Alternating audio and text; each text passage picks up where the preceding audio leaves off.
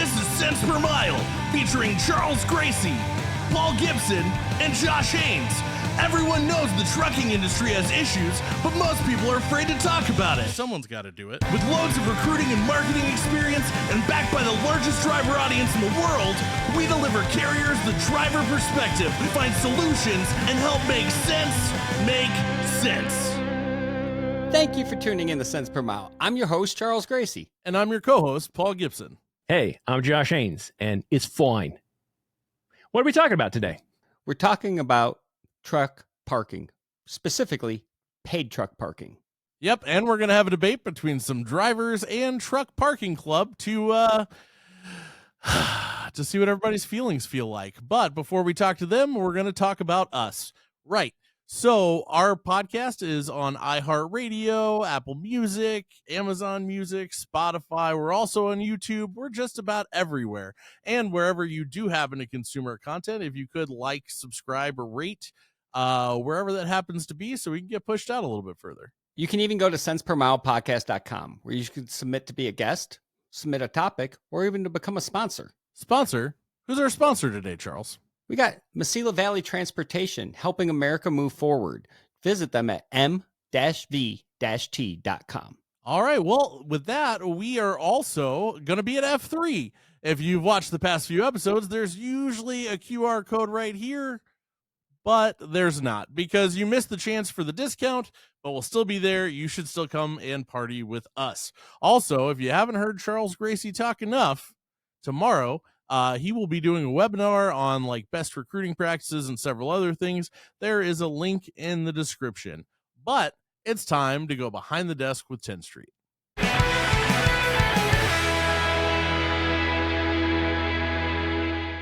Tired of being asked where you are on your route? Driver Pulse from 10th Street lets you share your route and live location with carriers, shippers, and loved ones, so you don't have to tell the same story over and over. Receive important messages about terminals, route conditions, and high enforcement areas to keep you ahead of annoyances and keep everyone else informed. Sign up for Driver Pulse for free today.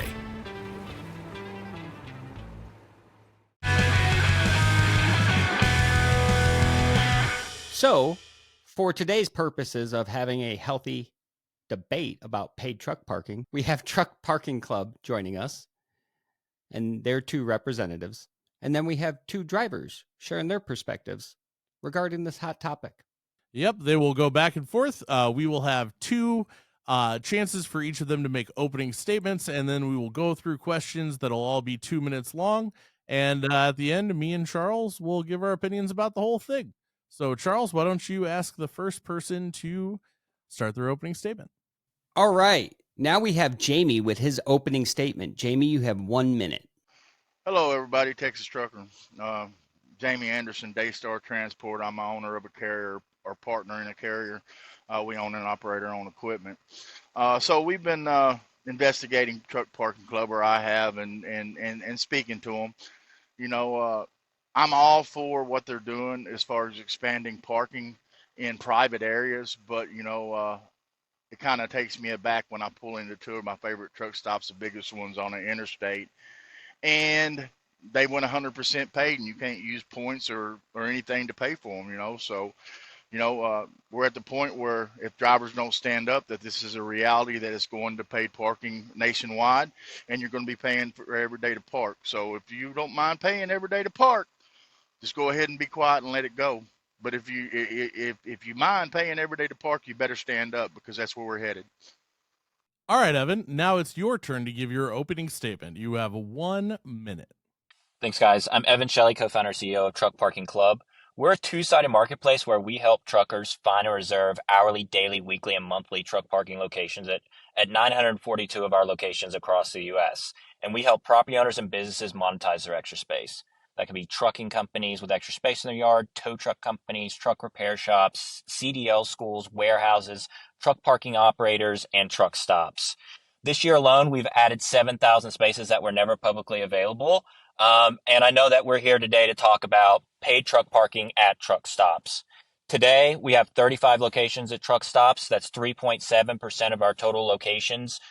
some 1,200 or so spaces of our total spaces on the platform. And while some of the locations switch entirely to paid parking, a lot of those locations still offer incentives, and we actually push for free parking at each of the locations. And what we believe is that truck stops are private businesses free to make their own decisions, offering truck parking, not offering truck parking, paid, unpaid, etc. We did not invent paid truck parking at truck stops, and the major truck stops have been implementing their own solutions for years. So our first question is, truck stops are businesses. At this point, the only thing that will stop them from charging parking at this point is the government intervention. Do you think government should regulate the way truck stops do business? If you don't, what is your problem with Truck Parking Club doing this? Mitchell, this is your question. So, yeah. So, I think we should try to have, as little like government intervention as possible, because that leads more into like, communistic, socialistic control, right? Like what it is it's more or less about just coming to a common consensus. And I think for myself, like my earlier commentary about Truck Parking Club on social media was more of my knee-jerk reaction to, oh my gosh, I'm starting to see some of the, a few of the truck stops that I love that they have some paid parking now. I know that overall, like, after doing more extensive looking into it, that it's a rather low percentage. It kind of depends on what state you're in. In Iowa, it's actually like 35% of the locations you guys have are truck stop affiliated, and it looks like there's something going on with Casey's. And so, like, when I was making that video, I was in Ealia, Missouri, at the fast lane, and I know that never had paid truck parking, so that was just kind of like, it was just a few spots, but it was kind of like, okay. And then, I'm from Iowa, so I noticed that there was a lot of controversy going around Avoca, Iowa, at the Pilot Flying J. There's a sign going into the property, and a lot of drivers are underneath the assumption that the whole thing is Truck Parking Club, and they, when in reality on the website it's just that south back row. So look, I understand that the way that the industry is probably going to go is that there's going to be paid truck parking, but we've got to figure out how to make it economically work within the industry. I think Truck Parking Club's concept and what they've done as far as that 95% is that they have created new truck parking is amazing. And I applaud them on that. Okay, our next question. Truck stops offering paid parking spots have been said to clearly frowned upon by drivers. Last I checked, the Truck Parking Club has gained access to over 900 different lots. Why go after truck stops? This question is for Reed. So why truck stops when we have locations? So we've got 942 locations. That's true. We had 5 or 6 a day. 3.7%. We recalculated it this morning. Our truck stops. And they really started approaching us really early on in the business, about 18 months ago, well before I actually joined the business. And they said things like, and these are mostly franchises or small independent operators, and then they say things like, that our lot's kind of chaotic, it's unorganized. We have people stopping in who never pay, or never buy fuel, or never come in the store. We have people leaving equipment on our lot for weeks without really any recourse, and that ultimately harms the business and harms the experience for their other customers, and that's a serious concern to them. So that's stuff we hear from them frequently. All of the majors, or most of the majors, obviously have their own payment systems, and they've gone that way to some extent. So we didn't invent this idea, and a lot of the independents and small franchise operations need a solution as well. And we're not even the only game in town. So when people call us, they tell us, hey, we're looking at other options as well. And we knew full well we would get blowback for making the decision to accept this business and to facilitate and support this business. But ultimately, we made the decision as a group, knowing full well we'd get blowback, because we know we're going to do a way better job than any other company that offers this sort of solution to these truck stops. We know we can stand behind our customer service 24/7, 365, all former drivers. We know we're going to be able to provide incentives for the truck stop to offer to the drivers to get free parking, fuel purchases, in-store purchases. We make that very easy for them to do. And we also do everything we can to twist their arm even to offer this. At the end of the day, it's their decision to come on board with us. It's their decision to offer incentives, but we do everything we can to encourage it. Mesilla Valley Transportation, founded by truck drivers for truck drivers. Why choose MVT? Well, it's simple. I started off as a driver. Now I'm managing routes. With MVT, the sky's the limit. Balance is key. State-of-the-art equipment, a strong focus on safety, and a family-driven company culture where respect and hard work are at the core. Mesilla Valley Transportation, where we care about you. Join our family today. Jamie, you are an owner-operator, which means you're in fact a business owner. You have margins and do what you can to not take freight below your operating cost, but you do negotiate freight that fits within the win for your business. This is part of a free market. How is that different from Truck Parking Club, except in the business of truck stops? I'm not against free market capitalism, brother. I'm a conservative. I'm a Republican. Truckers for Trump. But, you know, what you got to take into consideration is we're a captured market. We are a federally regulated entity as part of the trucking industry. We are captured by HOS, hours of service, so we have to park. So when you're dealing with a federally regulated industry and you have no regulations, then there's a problem there. We're a captured market. We don't have no choice. And if this goes paid parking, it's going to be something that affects every driver, company driver, owner op. It doesn't matter. You will not be reimbursed for this most of the time. And it's something that's coming off of your family's table. I mean, if it goes paid parking and we have to pay every day to park, that's anywhere from $6,000 to $10,000 a year. That'll pay our insurance premium pretty much for a year. That'll pay for a brand new set of tires for our truck and trailer every year. You know, to me, it's a problem. I don't have the money to do that. I don't want to take off my family's table to turn around and give it to some entrepreneur because they come in and basically targeted a captured market. Evan, you have a background in real estate and property investment. Seeing the effect that Airbnb has had on the housing market, do you feel that this can have a similar effect on truck parking? Yeah, I wouldn't say it's a direct analogy. I mean, Airbnb and Truck Parking Club are both two-sided places, but what Airbnb has done, it's given homeowners the ability to monetize their extra space, whether it's in their house or they go out and buy more houses. Ultimately, what happens, that lowers the cost of short-term rentals at Airbnbs and hotels because you create more supply and homeowners go out and build more supply. And it also raises the value of the properties, making it more valuable for the developer. In essence, what that means is developers will go out and build more of it because it makes that land valuable. Ultimately, like I mentioned, creating more supply. And what we've seen as truck parking has grown over the last couple years is that property members come on our platform with some limited supply, and then they start looking at more opportunities to buy and build more truck parking across the U.S. So I think there is a solid comparison there. When you take something that is not being used and not being monetized and provide the ability to monetize it, property owners and businesses will go and build more of it. Ultimately, creating more competitive pricing for drivers. And we do think this is a solid private sector solution.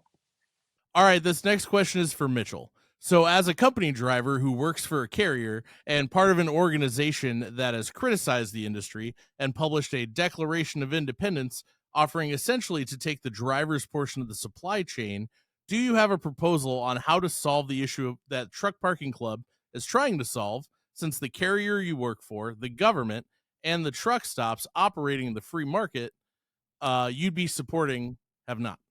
Well, that's a pretty big question to answer in just a minute, but I think that there definitely is a solution. I think that there definitely is a solution to it. I believe that there's land that's not being utilized, and I know that you guys at Truck Parking Club are trying to figure out those spots. And I believe that there's also another way to look at, if we have to pay for truck parking, you guys call it a club. I'm surprised there's not some sort of like a subscription model to it. I think that might solve, and it might take some of the shock factor out of the per day price and go more towards, you know, maybe it covers like 10 spots a month for $70 a month or something like that.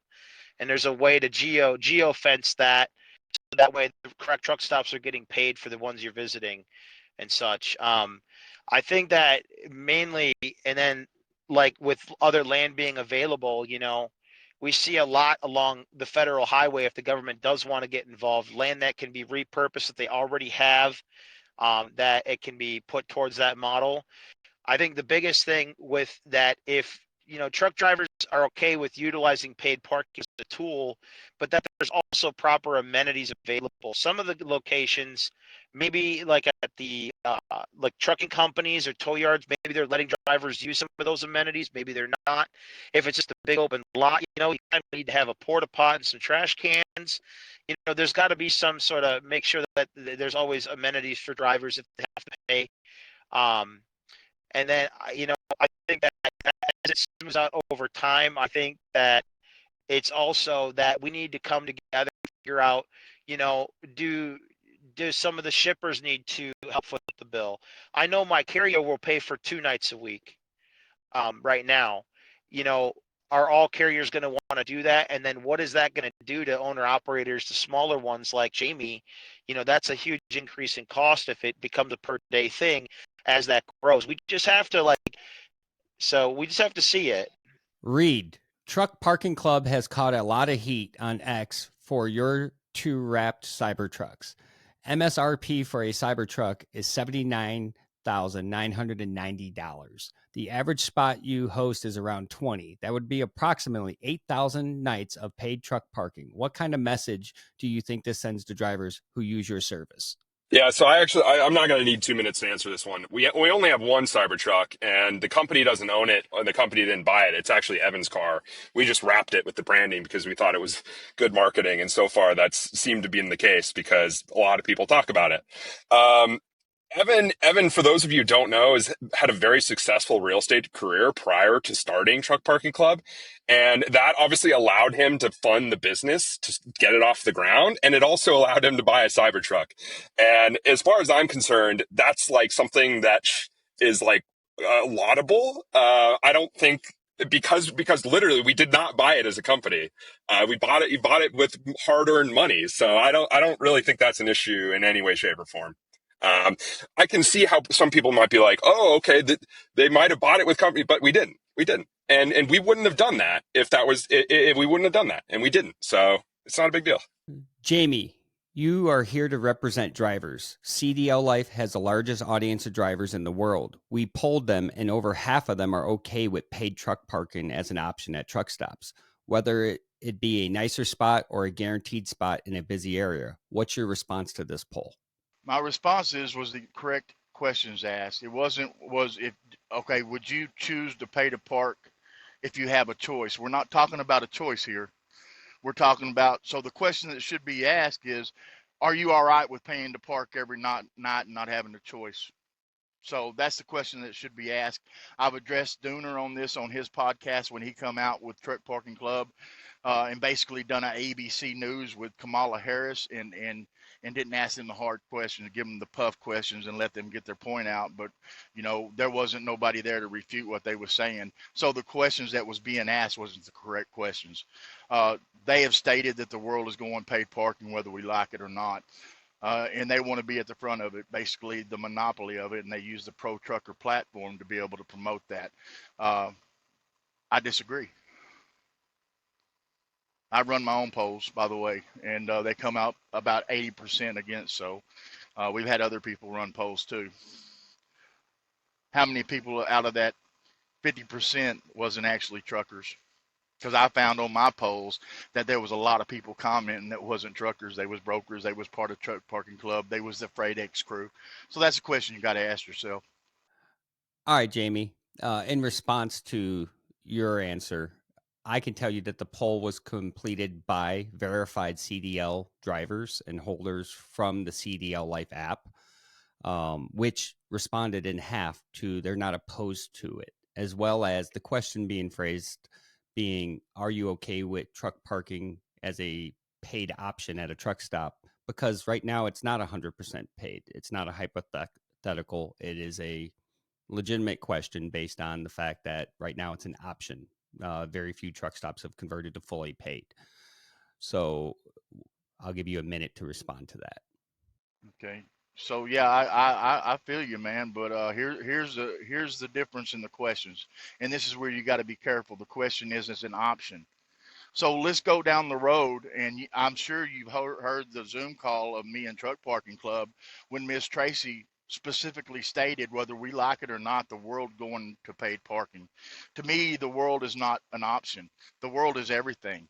You can say however you want and phrase it however you want, but words to me have meanings. And when you say the world is going to paid parking, when we look at the momentum that Truck Parking Club has, since I've started down this route, they had 726. They probably got over 1,000 facilities now, and we're seeing more and more truck parking areas that was previously free go to paid parking.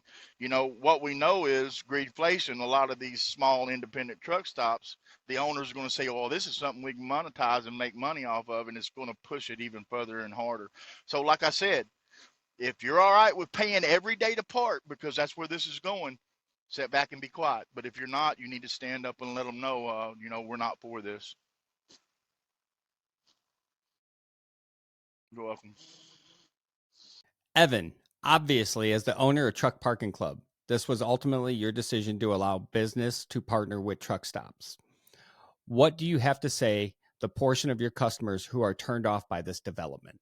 Yeah, so I think Reed already hit a lot of the points, and we thought a lot about it before actually going into truck stops, and talked. Half our team is former drivers. Talked with them about going into truck stops, and I think Reed really answered a lot of those questions. I think talking directly to those drivers, help us with feedback on your thoughts on us being in the truck stops and ways that things can go better for yourselves as drivers. Don't spread misinformation and propaganda that's just trying to bring the business down, right? We're driver centric. We hire former drivers almost on a daily basis at this point. We are for drivers. And if we were not, no drivers would work with us. And help give us constructive criticism.